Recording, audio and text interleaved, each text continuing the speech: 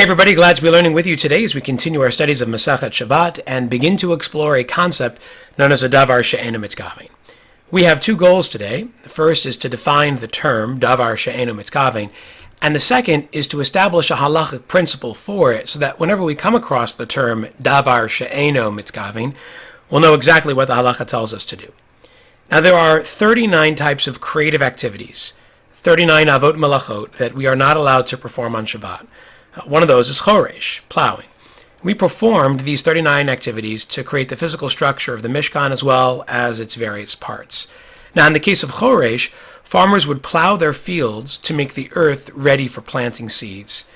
In another lesson, we'll discuss this connection between the Mishkan and Shabbat and identify precisely why these 39 activities are the same activities that we avoid nowadays during Shabbat.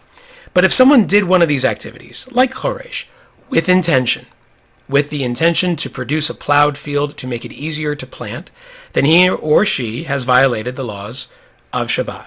But what if a person didn't intend to violate the laws of Shabbat and accidentally or unintentionally created some groove in the earth by dragging a wagon across the field or pulling a chair across the grass? What would we say in these cases? Is someone liable for that action? Well, this is where our concept of Davar She'eino Mit'kavein comes in. Whenever we speak of a Davar She'eino Mit'kavein, we are speaking about an unintentional activity. That in the course of doing something permitted, a person did something that was forbidden.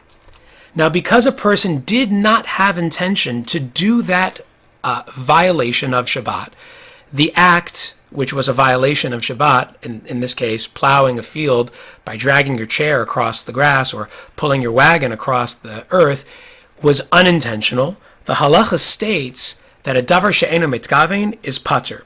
There is no korban requirement, and you are not held as responsible for that action as if you had done it on purpose with intention.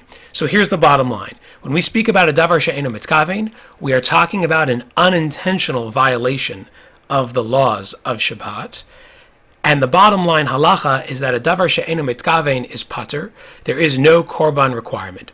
In another lesson, we'll explore what happens if, when doing a certain action, it was more than likely that you would produce a violation of the laws. But for now, Davar She'eino Mit'kavein teaches us that as long as you had no intention to violate a law of Shabbat, even when you produce that action, you are not held responsible for it.